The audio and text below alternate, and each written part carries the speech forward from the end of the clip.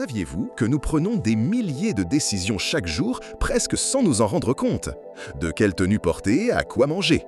Mais, et si je vous disais que la plupart de ces choix ne sont pas aussi libres ou logiques que vous le pensez?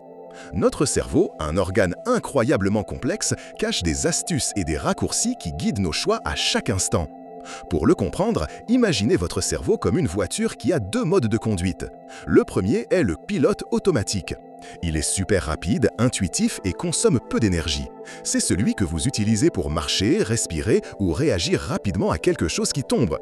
Ce pilote automatique, ou système 1, est essentiel pour que nous fonctionnions sans nous effondrer sous la quantité d'informations. Il nous permet de prendre des décisions en quelques secondes, comme quel côté de la rue regarder en traversant. Le second mode est le conducteur pensant. Celui-ci est lent, nécessite beaucoup d'énergie et c'est celui que vous activez pour résoudre un problème de mathématiques ou planifier vos vacances. Il s'appelle système 2. Le problème est que comme il est lent et fatigant, votre cerveau préfère le pilote automatique pour presque tout. Et c'est là que les problèmes commencent. Parce que ce pilote automatique est très efficace, mais il n'est pas parfait. Parfois, il prend des raccourcis qui nous mènent à des erreurs de pensée, que nous appelons biais cognitifs. Pensez-y comme des illusions d'optique pour votre esprit. Vous voyez quelque chose, mais en réalité, c'est différent.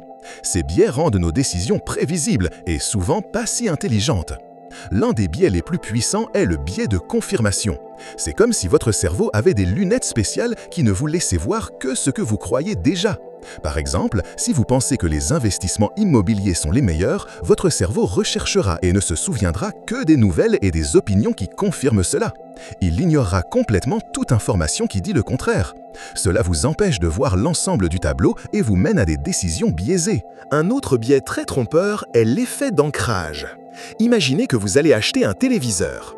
Le vendeur vous en montre un qui coûte 1 500 $. Ensuite, il vous en montre un autre très similaire qui coûte 800 $. Votre cerveau s'ancre sur le premier prix élevé. Soudain, 800 $ vous semble une bonne affaire, même si le téléviseur ne vaut que 500. Ce premier chiffre élevé a trop influencé votre perception. Il existe aussi le biais de disponibilité.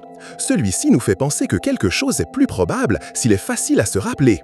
Par exemple, si aux nouvelles vous entendez beaucoup parler d'accidents d'avion, vous pouvez en venir à penser que voler est très dangereux, même si les statistiques disent que c'est plus sûr que de voyager en voiture. Votre décision de choisir un moyen de transport peut être affectée par ce que votre esprit a le plus disponible à se rappeler. Et nous ne pouvons pas parler de décision sans mentionner les émotions. Sont-elles l'ennemi de la logique ou un allié? Les émotions sont comme une rivière impétueuse. Elles peuvent être une force puissante qui vous propulse, comme la passion qui vous pousse à démarrer un nouveau projet. Mais elles peuvent aussi vous emporter et vous faire prendre des décisions que vous regretterez plus tard. La joie peut vous amener à dépenser plus que de raison. La colère peut vous faire dire des mots blessants. La logique, quant à elle, est comme une boussole. Elle t'indique le nord, le chemin le plus direct et le plus sensé. Mais le problème, c'est que la boussole bouge lentement, et les émotions, comme la rivière, peuvent t'emporter avant que tu ne puisses bien regarder la carte. Souvent, ton cœur a déjà pris la décision et ensuite ton cerveau logique cherche les raisons pour la justifier. C'est comme si tu avais déjà choisi ton voyage et que tu cherchais ensuite le meilleur chemin, même si ce n'est pas celui qui te convenait le mieux à l'origine. Dans le monde d'aujourd'hui qui change à toute vitesse et en pensant à la manière dont nous améliorerons nos choix pour l'année 2025 et au-delà, il est essentiel de comprendre comment fonctionne cette danse entre le pilote automatique, les biais et les émotions. La bonne nouvelle est que nous pouvons entraîner notre cerveau à prendre de meilleures décisions. La première étape est la conscience. Savoir que ces pièges mentaux existent est déjà un avantage énorme. Lorsque tu t'apprêtes à prendre une décision importante, fais une pause. Respire profondément. Demande-toi, est-ce que j'agis par impulsion?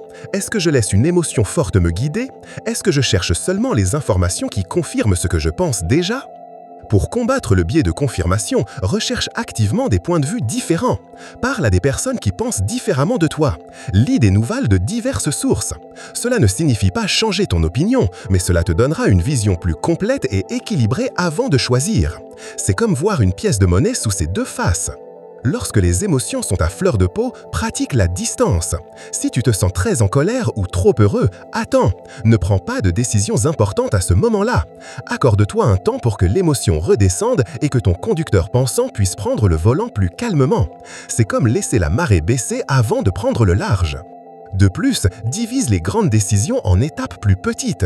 Lorsqu'un choix semble énorme, notre cerveau a tendance à le simplifier excessivement, ce qui peut entraîner davantage d'erreurs. En la rendant plus petite, tu donnes à ton conducteur pensant plus d'occasions d'analyser chaque partie et d'éviter des biais comme celui de l'ancrage. Une autre stratégie utile est de penser aux conséquences à long terme. Pas seulement à ce que tu veux maintenant, mais à la façon dont ta décision affectera ton avenir. Cela aide ta logique à prendre le contrôle sur les impulsions émotionnelles du moment.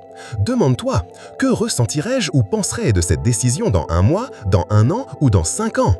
En résumé, prendre des décisions n'est pas seulement une question de logique pure. C'est une danse complexe entre des raccourcis mentaux rapides, des biais cachés et des émotions puissantes. En comprenant comment ces éléments interagissent, tu acquiers une sorte de super-pouvoir. Un super-pouvoir qui te permettra d'être plus conscient, moins impulsif et enfin de choisir des chemins qui te mèneront à de bien meilleurs résultats dans ta vie quotidienne pour 2025 et au-delà.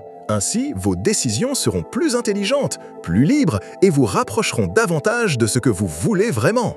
Voulez-vous continuer à découvrir les secrets fascinants de votre esprit et du monde qui vous entoure? Abonnez-vous à la chaîne pour ne manquer aucune vidéo, aimez celle-ci si vous l'avez trouvée utile, laissez-nous un commentaire avec vos réflexions et partagez-la avec vos amis explorateurs.